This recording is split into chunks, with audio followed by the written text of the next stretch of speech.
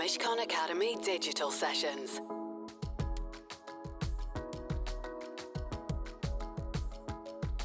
Welcome everyone. I'm Nicola Simmons. I'm an associate in our tax and wealth planning team here at Mishcon and I'll be your host for today's tax webinar. This is a Mishcon Academy digital session, which is a series of online events, videos and podcasts looking at the biggest issues faced by our businesses and individuals today. Today, we are discussing what to think about when moving to the UK in 2020.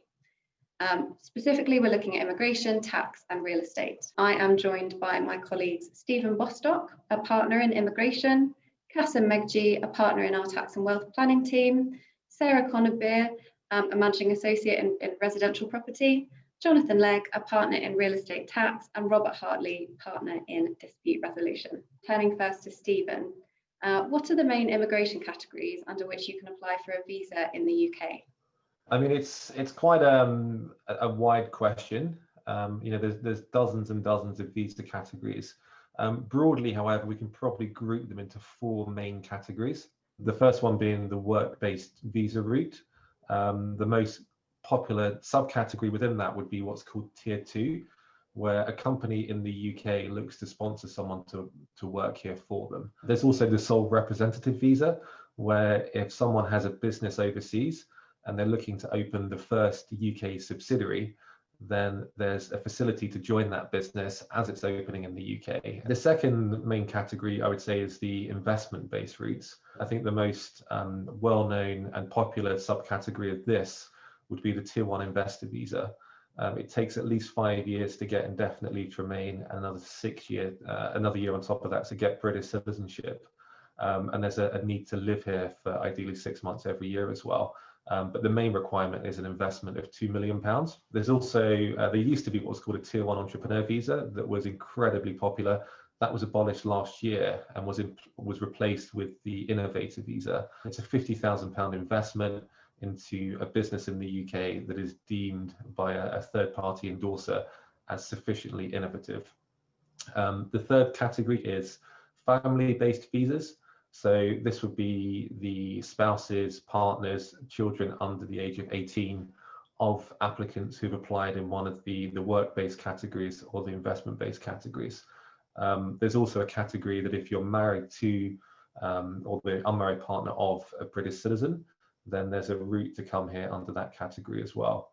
Another one we see quite a bit of as well is the ancestry route, where if you are from the Commonwealth and have a grandparent who was born in the UK and you can evidence it, there's a route to come here for 5 years on a work-based visa. The last category is the European route, which is obviously of all the categories in the biggest state of flux at the moment. And just to clarify, at the moment, free movement does still apply. We're in the transitional period until the end of this year. So we're at the moment seeing still a huge amount of interest in applying for visas for European nationals and their family members. Thanks, Stephen. You obviously already touched upon it, but to what extent is Brexit changing the actual process of applying for a UK visa? Brexit is going to have a huge impact on applying for a UK visa going forward, specifically for European nationals. At the moment, they have the ability to apply for what's called a pre-settled status or settled status. Pre-settled basically means you would be issued with a 5-year visa if you're a European national and you can show that you're currently lawfully in the UK, but that you haven't been here for 5 years. If you have been here for 5 years, then you can skip that and go straight to settled status, which is the equivalent of indefinite leave to remain. So you would need to show that you've been living here for 5 years and you should be granted settled status. Our advice is to try and get this status as soon as possible, because from the 1st of January, everything changes. And essentially the UK government are bringing in a brand new points-based system. The game-changing part of it is that it will apply to everyone equally across the globe. So there will no longer be preferential treatment for European nationals. So moving on to the tax side now, Kasim, will a person automatically become UK tax resident and UK domiciled when they move to the UK? Not immediately and not necessarily, I think is the answer. The UK makes a distinction between tax residency and domicile. As far as tax residency is concerned, we have the statutory residence test. And the way it works is you start from determining whether someone is automatically non-resident. And if someone is not present for in the UK for more than 16 days, they are automatically non-resident. And then if an individual has not been tax resident for the last 3 years, they have 45 days before they become tax resident. The second test is automatic residence. So if an individual is in the UK for more than 183 days, or he or she is employed full-time here, they will automatically be tax resident, irrespective of the number of days. And it's the individuals who fall between those two is where we look at the sufficient ties test, and the number of connecting factors that an individual has in the UK will determine how many days they will need to be in the UK to become tax residents. And the connecting factors or the sufficient ties are if the individual has a spouse or a cohabiting partner or a minor child in the UK who are tax resident, that becomes one connecting factor. The second connecting factor is a work tie. If an individual works for 3 hours or more in a day, that counts as 1 day. And if they have got 40 days in the UK, then that will be a second connecting factor. The third connecting factor is 91 days. And you look back at the last 2 tax years to see if they have been present in the UK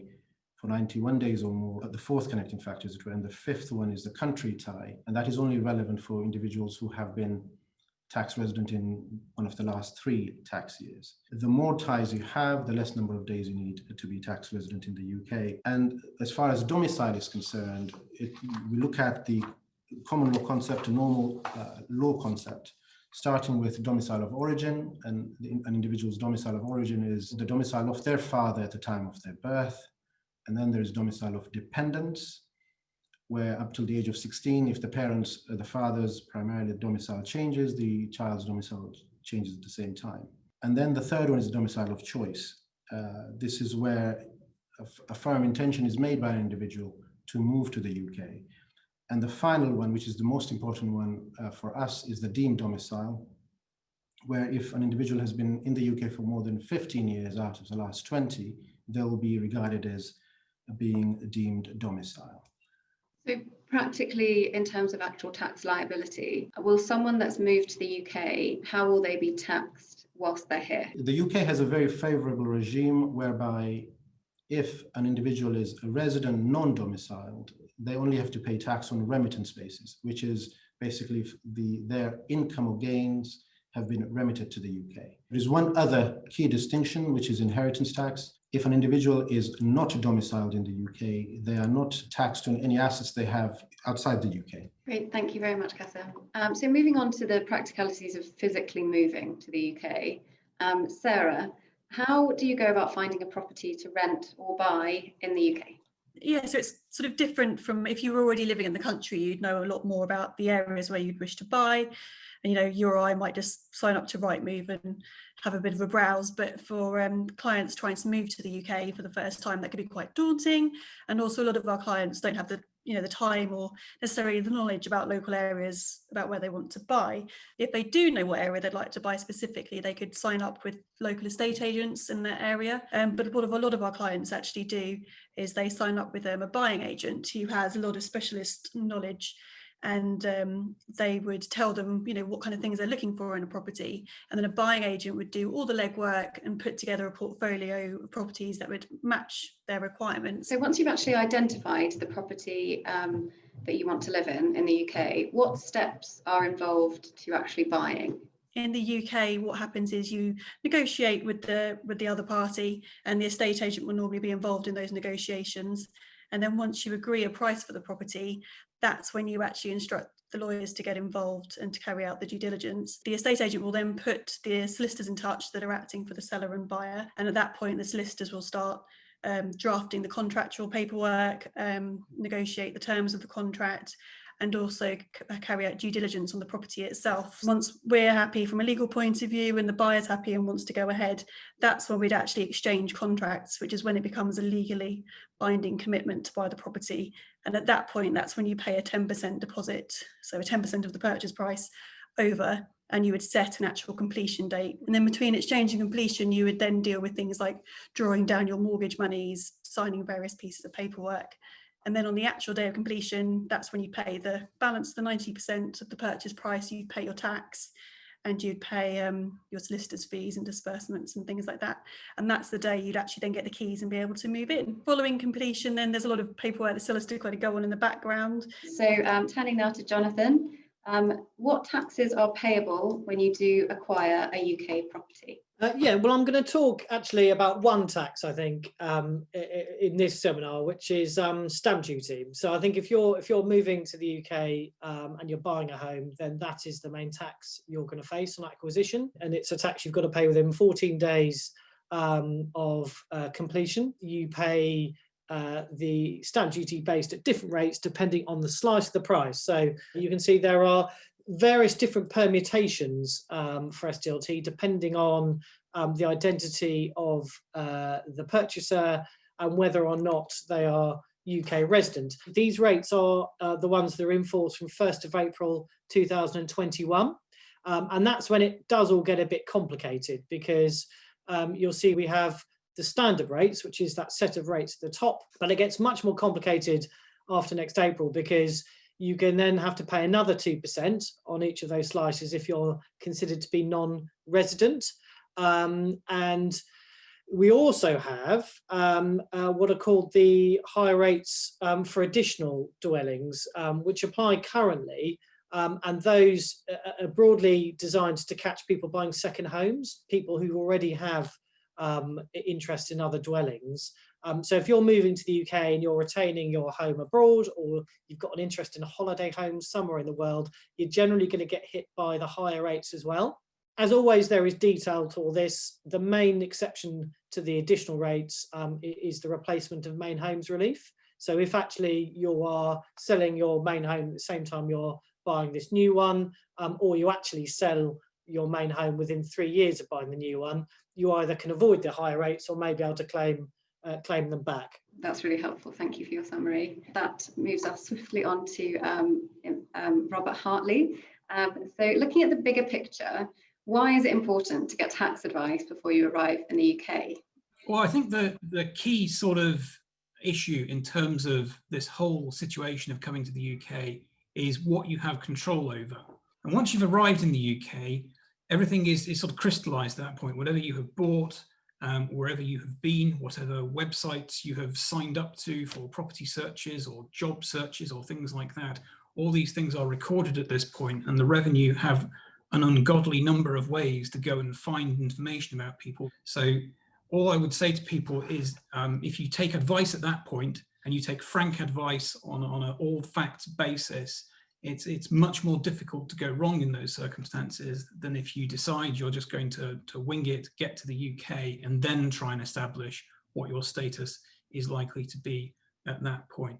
And I get very much that, you know, people don't want to sort of, you know, take too much in terms of costs, in terms of the planning of the situation and such. But all I can tell you from painful experience on the dispute side is whatever the costs of advice, they are magnified by a factor of 10 at least if you wind up with someone from the high net worth individual unit at HMRC who decides that, you know, someone is of particular interest to them. What you don't want to be is in the situation of constantly playing catch up to whatever the revenue are looking at. You want to be in a situation where you or, you know, clients, if that's the case, clients said, this is what I plan to do. This is what I plan to buy. This is when I plan to buy it. This is where I plan to go. This is where my family is. This is how many days my family will come to the UK. What evidence do I need in terms of my days in the UK? Do I need my boarding passes? Do I need sort of hotel receipts?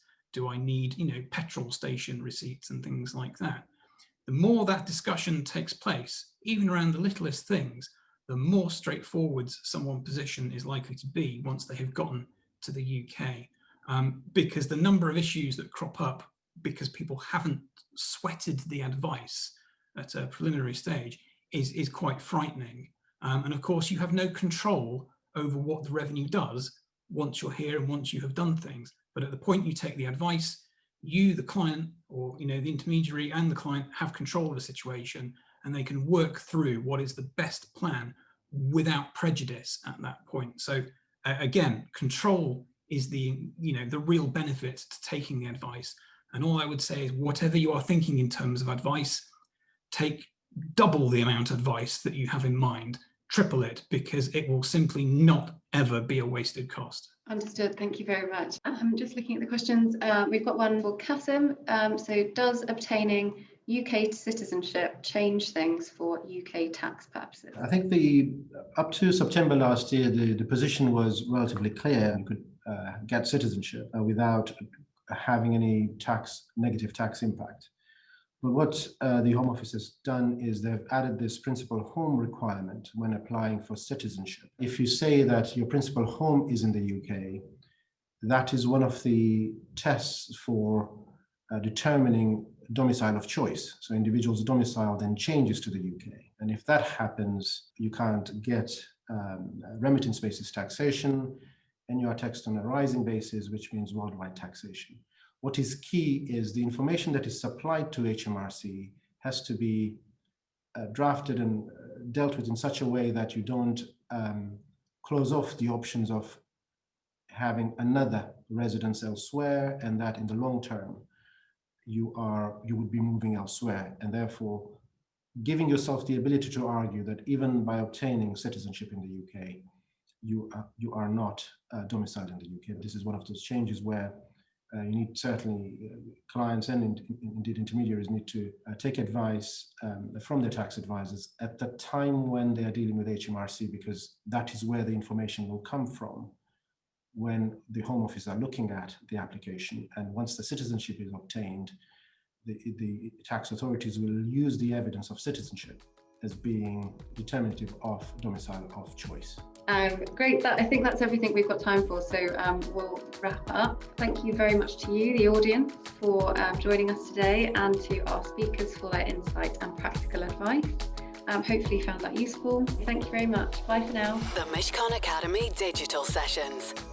To access advice for businesses that is regularly updated, please visit mishcon.com.